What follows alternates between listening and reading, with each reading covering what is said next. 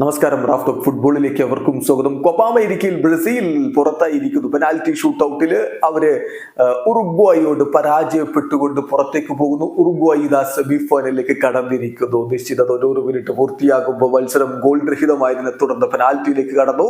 Penalty ഷൂട്ടൌട്ടിൽ ഉറുഗ്വായുടെ ആദ്യ shot Fede Valverde വലയിലേക്ക് എത്തിച്ചപ്പോൾ ബ്രസീലിന്റെ shot Eder മിലിറ്റാവോക്ക് വലയിലെത്തിക്കാൻ കഴിഞ്ഞില്ല. ഉറുഗ്വായുടെ ഗോൾ കീപ്പർ തടഞ്ഞിടുകയായിരുന്നു. തുടർന്ന് ബെന്റാങ്കുർ ഉറുഗ്വായുടെ ലീഡ് വർദ്ധിപ്പിക്കുമ്പോൾ ആൻഡ്രിയാസ് പെരീര ബ്രസീലിനായിട്ട് തന്റെ പെനാൽറ്റി വലയിലേക്ക് എത്തിച്ചു. അഴസ്കേറ്റ വീണ്ടും ഉറുഗ്വായ്ക്ക് വേണ്ടി ഗോൾ അടിച്ചു. ഡഗ്ലസ് ലൂയിസ് പോസ്റ്റിൽ അടിച്ചതോടുകൂടി ബ്രസീലിന്റെ പ്രതീക്ഷകൾ അവിടെ വാങ്ങി.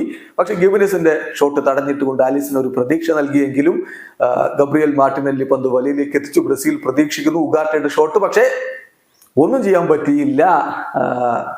ആലിസന് എന്നതോടുകൂടി ബ്രസീൽ 4-2 പെനാൽറ്റിയിൽ തോറ്റ് കോപ്പ അമേരിക്കയിൽ നിന്ന് പുറത്തായി. ഈ മത്സരത്തില് വിനി ജൂനിയർ പുറത്തിരുന്ന മത്സരം ബ്രസീലിന്റെ മുന്നേറ്റങ്ങൾ നയിച്ചുകൊണ്ട് എൻട്രിക്കും റോഡ്രിഗോയും ലൂക്കാസ് പക്കേറ്റയും റാഫിഞ്ഞയും ഒക്കെയാണ് ആദ്യ 11 ഉണ്ടായിരുന്നത്. മറുഭാഗത്ത് ന്യൂനസും ഡിലാക്രൂസും പെലിസ്ട്രിയും വാൽവർദയും ഉഗാർട്ടയും ഒക്കെ ചേർന്നുകൊണ്ട് ഉറുഗ്വായുടെ മുന്നേറ്റങ്ങൾ നയിച്ചു. വളരെ ഫിസിക്കലായിട്ടുള്ള ഒരു ഗെയിമാണ് നടന്നുകൊണ്ടിരുന്നത്.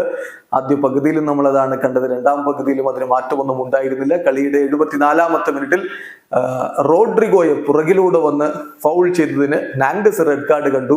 ആദ്യം റെഫറി യെല്ലോ കാർഡാണ് കൊടുത്തത്. പിന്നെ വാർ ചെക്ക് ചെയ്ത ശേഷം അത് റെഡാക്കി മാറ്റി. അങ്ങനെ 10 പേരായിട്ട് ഉറുഗ്വായി ചുരുങ്ങിയെങ്കിലും ആളെണ്ണത്തിലെ ആ ഒരു അഡ്വാൻറ്റേജ് മുതലെടുക്കാൻ ബ്രസീലിന് കഴിയാതെ പോയി. മത്സരം അവസാനിക്കുമ്പോൾ ഗോൾ രഹിതം. ബാക്കി പിന്നെ ഷൂട്ടൌട്ടിൽ നടന്നത് നമ്മൾ കണ്ടല്ലോ. ബ്രസീൽ ഷൂട്ടൌട്ടിൽ തോറ്റ് കോപ്പ അമേരിക്കയിൽ നിന്ന് പുറത്തായിരിക്കുന്നു. വീഡിയോ അവസാനിക്കുന്നു. ഫുട്ബോൾ ലോകത്തെ കൂടുതൽ വിശേഷങ്ങളുമായി റാഫ്റ്റ് ഓഫ്